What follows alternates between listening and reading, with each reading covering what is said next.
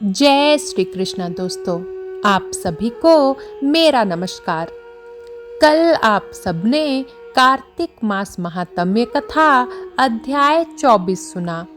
आज मैं आप सभी को कार्तिक मास महात्म्य कथा अध्याय 25 सुनाने जा रही हूँ। तो श्री हरि विष्णु का नाम लेकर कथा शुरू करते हैं। कार्तिक मास महात्म्य कथा अध्याय 25। सुना प्रश्न ऋषियों का और बोले सूत जी ज्ञानी, 25वें अध्याय में सुनो श्री हरि की वाणी। धर्मदत्त जी का कथन 24वीं कथा का आगे वर्णन सुनिए।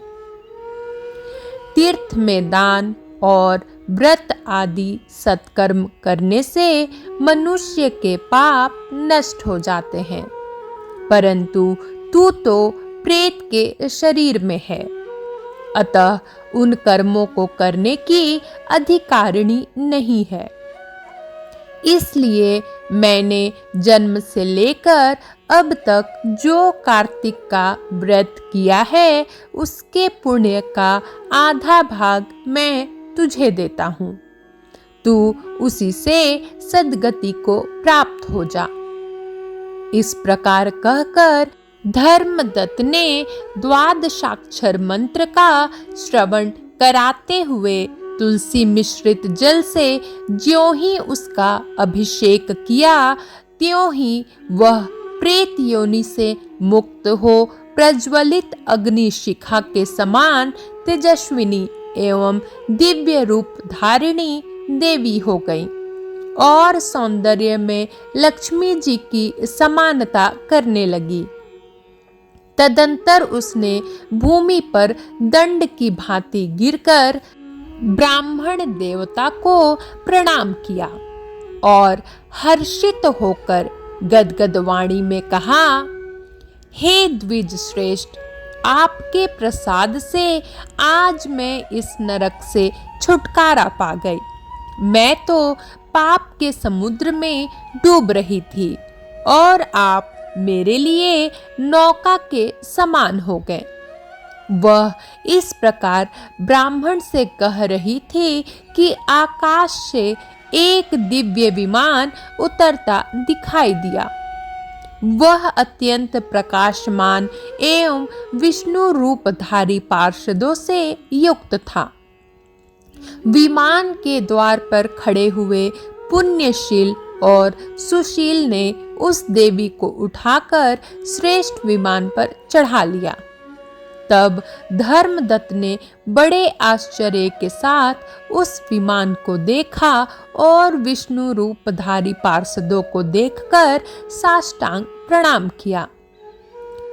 पुण्यशील और सुशील ने प्रणाम करने वाले ब्राह्मण को उठाया और उसकी सराहना करते हुए कहा, हे द्विज श्रेष्ठ, तुम्हें साधुवाद है, क्योंकि तुम सदैव भगवान विष्णु के भजन में तत्पर रहते हो, दीनों पर दया करते हो, सर्वज्ञ हो तथा भगवान विष्णु के व्रत का पालन करते हो।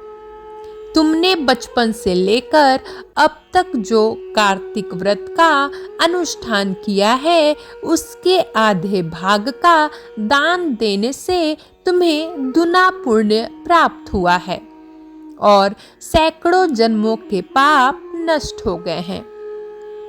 अब यह वैकुंठ धाम में ले जाई जा रही है। तुम भी इस जन्म के अंत में अपनी दोनों स्त्रियों के साथ भगवान विष्णु के वैकुंठ धाम में जाओगे और मुक्ति प्राप्त करोगे। धर्मदत्त, जिन्होंने तुम्हारे समान भक्ति पूर्वक भगवान विष्णु की आराधना की है, वे धन्य हैं और कृतकृत्य हैं। इस संसार में उन्हीं का जन्म सफल है। भली भांति आराधना करने पर भगवान विष्णु देहधारी प्राणियों को क्या नहीं देते हैं। उन्होंने ही उत्तानपाद के पुत्र को पूर्व काल में ध्रुव पद पर स्थापित किया था। उनके नामों का स्मरण करने मात्र से समस्त जीव सद्गति को प्राप्त होते हैं। पूर्व काल में ग्राहग्रस्त गजराज उन्हीं के नामों का स्मरण करने से मुक्त हुआ था। तुमने जन्म से लेकर जो भगवान विष्णु को संतुष्ट करने वाले कार्तिक व्रत का अनुष्ठान किया है, उससे बढ़कर न यज्ञ है, न दान और न ही तीर्थ है। विप्रवर, तुम धन्य हो, क्योंकि तुमने जगत गुरु भगवान विष्णु को प्रसन्न करने वाला कार्तिक व्रत किया है, जिसके आधे भाग के फल को पाकर यह स्त्री हमारे साथ भगवान लोक में जा रही है। कार्तिक मास महात्म्य कथा अध्याय 25 समाप्त हुआ। कल मैं आप सभी के लिए कार्तिक मास महात्म्य कथा अध्याय 26 लेकर आऊंगी। तब तक के लिए जय श्री कृष्णा, जय विष्णु भगवान, जय माँ लक्ष्मी।